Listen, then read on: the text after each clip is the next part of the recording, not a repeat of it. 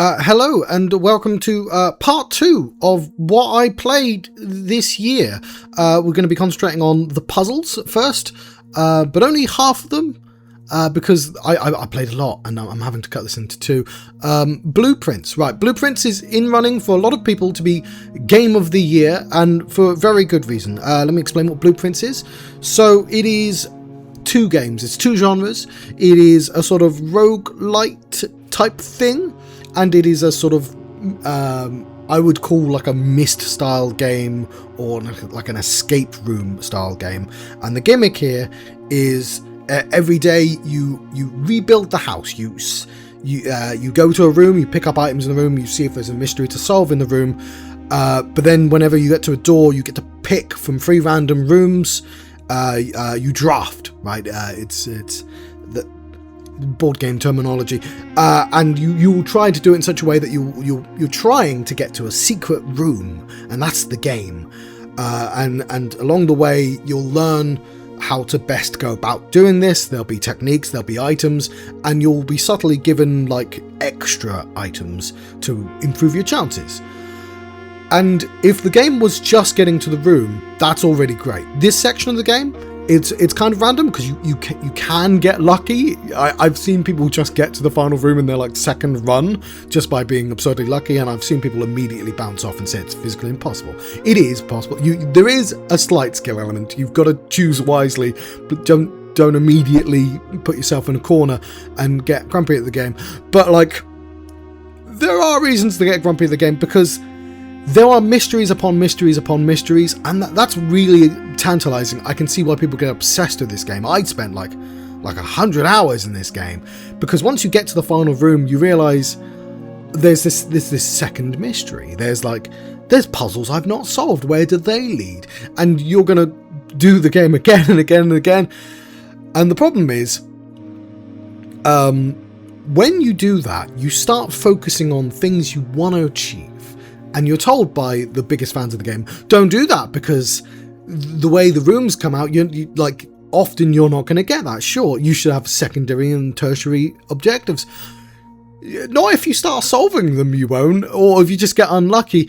The second layer of the puzzle is pretty obvious, because you'll finish the game for the second time and you go, oh, there's an extra room now with a clear mystery that I need to solve. There's a puzzle there, and obviously the rooms in the house have answers to those puzzles. So I'm going to want certain rooms in a certain order, and the game will mitigate this. It will give you tools, but my God, sometimes you just fucking won't get the rooms you want. And that's, you might have spent half an hour in this run trying to get those fucking rooms. So when it all works, when it all flows nicely, it's really satisfying. The other thing is Myst puzzles. That is to say, a sort of vaguely first-person puzzle system, which is you looking at a place and then another place that you might have to type in a code or something, like in a sort of escape room. Sometimes you solve those by being in the room and looking at all the elements, and sometimes you need to go away for a bit and come back. But the problem is, I can't come back. I need the rooms to appear, and also, if I'm getting impatient with the game and I want to solve something over there, yeah, sure, I might pass through a room I'm stuck on, but I'm not giving it the scrutiny it deserves, because there's this second rogue game that I might be enjoying. It's sort of distracting when it shouldn't be distracting. It's fun when you want to be distracted, but sometimes you should just hunker down and solve that fucking puzzle. And it's a really good idea, but it gets in its own way sometimes, in a way that puzzle games can do, and I don't know how you go about solving that, but I think the sort of rogue element is a really clever interaction with that, and I hope that people steal the idea, because it's very good at doing that. It doesn't have to be obtuse puns either. That's the thing with Blueprints. It's Blueprints. He's a prince that is blue, but also the blueprints for that. I see what you did, and they're having issues because you can't translate any of the fucking puzzles, because they're all a lot of them are puns. I'm doing my best not to just ruin one of them, but like, oh yeah, I suppose you can read that word a different way.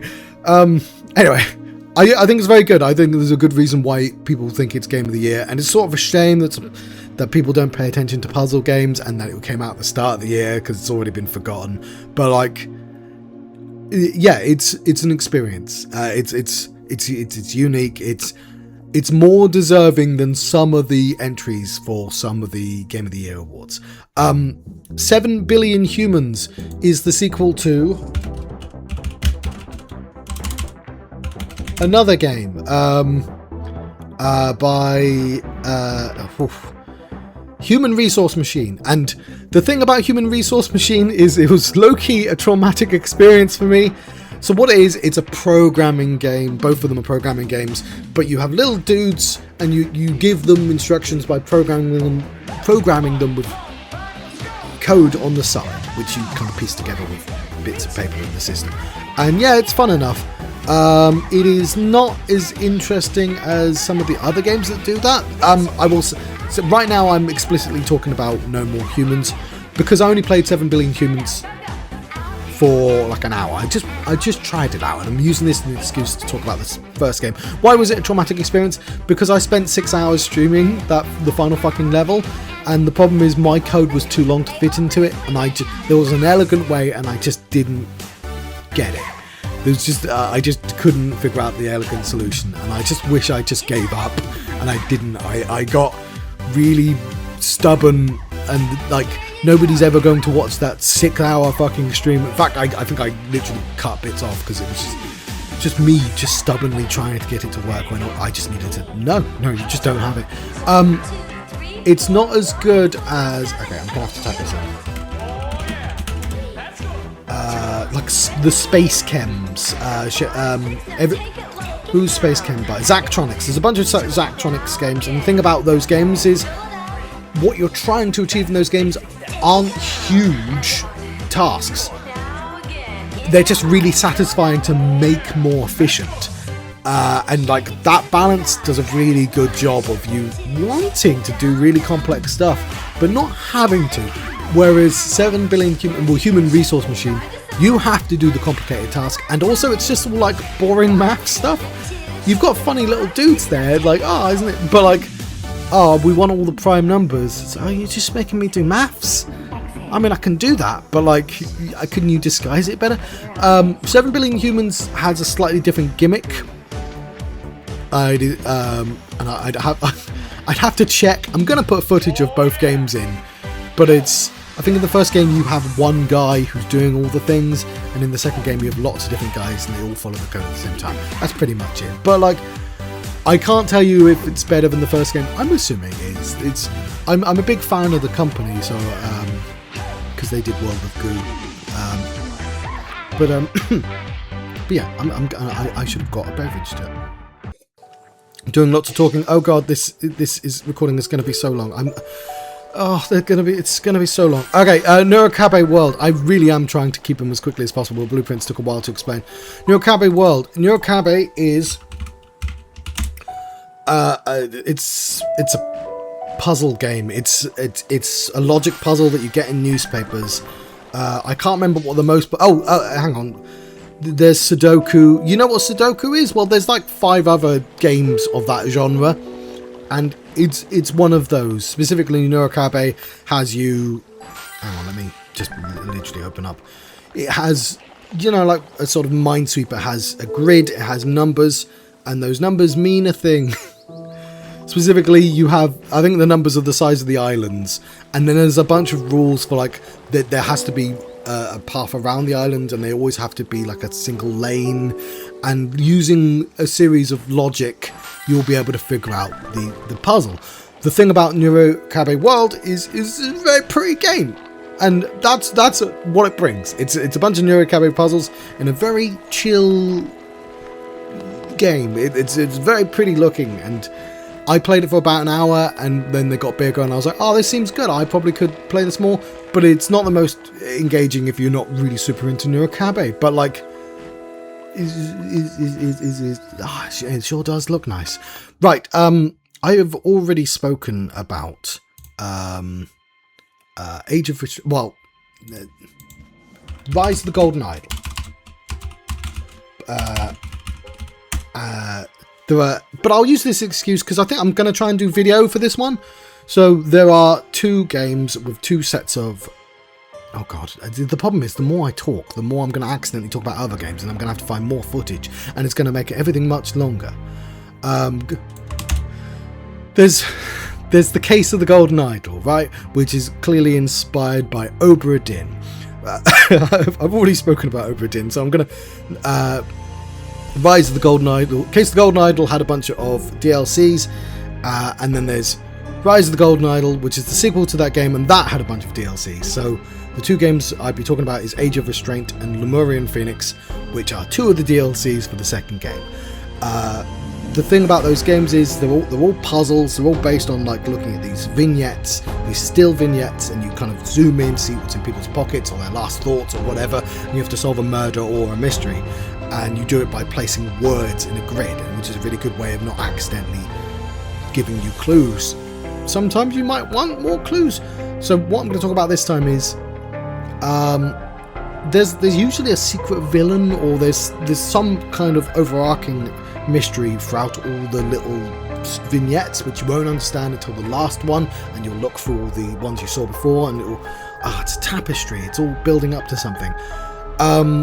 So that original game, The Case of the Golden Idol, you'll pick up on the villain pretty quickly, like halfway through the game, and you'll be able to look at a sort of path he's taken. And the thing about this game is there's so many characters, and there are all these pieces, because it's not set in the real world, it's set in the world where the Golden Idol exists.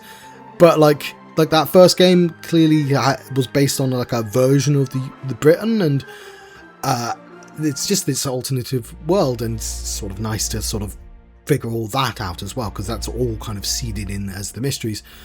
But like the villain's motivation is kind of interesting, and there's a guy in the first game who's just the stupidest guy, and he's sort of you're just sort of surprised he didn't get killed, because a lot of people get killed in that first game, and by the end of that game you're gonna love that guy.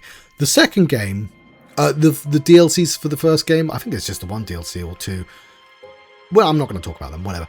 The second game sort of flips around the motivations in such a way that I wasn't super keen on the ending, because of like, I see what you did there. You're experimenting with moral ideas, and you clearly were inspired by 2 characters from the first game, and you did a thing to redo that. But I wasn't super into the ending of that, and so every DLC is a chance to explore a different idea. So Lemurian Phoenix, I really liked. Not only was it a closer look at Lemuria, which is a place we don't know much about, but like in the modern day for them, I just sort of actually liked the villain's motivation was very simple in the end, because it just had to sort of drop at the last moment, so you didn't immediately figure out previous puzzles. But like when you look at the whole thing, you're kind of like, okay, no, I think fair enough. And I'm having to be vague here because I don't want to accidentally spoil the game. Whereas Age of Restraint, which is a focus on, there's this Golden Idol. Where the hell does it even come from? And then you're getting answers for that finally. And the problem with that is, I don't know if I want answers to that, because they're never going to be as satisfying as like, and the villain is the least interesting in that. You're like, he's a prick. Fair enough. Root trees. The Root Trees Are Dead is basically another one of the games that I've just been talking about. You are tasked with finding out who is going to inherit a load of money, because a bunch of people just died, so you have to figure out an entire family tree by going through like 90s internet, which is crap. It seemed good. I played it for a couple of hours. It's kind of dry. The fact that Golden Idol and that other game, which I have forgotten, the one about the ship, they're all murder mysteries. It's tantalizing. Whereas the Root Trees Are Dead people did die at the start, but it's just you going through family tree, and it's a little dry. So it's a little less engaging, but like, I will go back to that game. I get distracted sometimes from games. Quern Quern wants to be missed, but it wants to be missed where you can pick up items like a point and click. There's probably a reason why people don't generally do that, and that's because the problem with point and click games is if you get stuck, you have to rub out every item on every other item, and that's not very satisfying. And missed games can get quite difficult, and the fact that there aren't items to interact, it like closes off a lot of options. But honestly, Quern does quite well in that aspect. Puzzles are fine. There's always going to be a couple of puzzles and you're like, I'm not really, if you get stuck and you look it up and you go, you know what, there were ways of telling me the information that would have made more sense to me, but whatever, maybe I was just being dumb on that day, that happens. The aesthetic is fine, like, I like that now anyone can make a Myst game, and it can be 3D and it'd be quite nice, but I will say the story is a bit crap. It does that thing in a Myst game where you can't talk to people because I don't know why Myst established that as an idea and everyone just copies that. It's all got to be like found messages and stuff. And I do like that everyone did eventually figure out, oh, magic scrolls. We should just have narration in those games regardless of whether it makes sense or not. Yes. But the thing about Quern is there were two perspectives. There's a guy who built an entire world for you to solve because of like plot reasons. And then there's a magical floating ghost woman who's like, actually that guy's kind of evil because he wants to release magical technology into the universe, and that's bad because of our backstory. And you're like, yeah, but that guy built a world full of puzzles, and also, I'm not really sure I believe you. Sure, that guy sounds evil, but you've not really done a good job of like explaining his perspective. Like, they've leaned too far into the fact that one ending is clearly the correct one, and I also sort of disagree because you've not done a good job of really explaining why. Just saying, oh, it happened before, and I'm spoiling it a little bit, but like, really the story's not really why you're playing this game. Let's try not to spoil it, actually. But the guy sounds evil immediately. My point is, yeah, you're not gonna like the story at the end, but you'll be like, you forget, even though Myst is written clearly by an amateur, he actually does a really good job of like building the world building was clearly the intended point of like a lot of this, and Quern has a bit of that with the guy. You're learning how he got trapped here and how he built all this and all that. It does a pretty good job of that, but like the sort of grander story, it literally only tells you the two things you need to know to understand the two perspectives, and because it doesn't do a very good job. Last game on this list, which I'm now regretting because we're 17 minutes in, is Nine Kings. It's not actually a puzzle game, it's a roguelite, but Blueprints was here as well, so there's a link there. Nine Kings is the gimmick is you're generating little armies. How are you generating armies? Well, you have this sort of grid and you can place dudes down, and every time you do that you have to fight a little war, and you're like, oh good, I also have like a special power because there are 9 different kings and there are 9 different sets of powers and 9 different armies, but every time you win a little war you get to grab a card from that army and add it to your area, and so you're sort of you want to build them in the correct way that they interact with each other cleverly, in a sort of roguey type way. It's a satisfying puzzle, because you can make the numbers go up, in a sort of Blatro way. If you get really clever and you get the right army pieces and you're a little bit lucky, your army will be unstoppable and you can play forever. There are little systems that mean that eventually you'll just be more efficient anyway. I think that they're still building upon the game, so it's popular enough that I think they've added like a story mode now, which it didn't need, and that might be a good way to introduce the subtle good ways to play the characters. But yeah, highly recommend it. It's pretty cheap. Nine Kings, there we go. This is 20 minutes long. This is going to take ages. Oh my god. We'll do more later. I haven't even put this to video yet. This is why I didn't want to put video on them.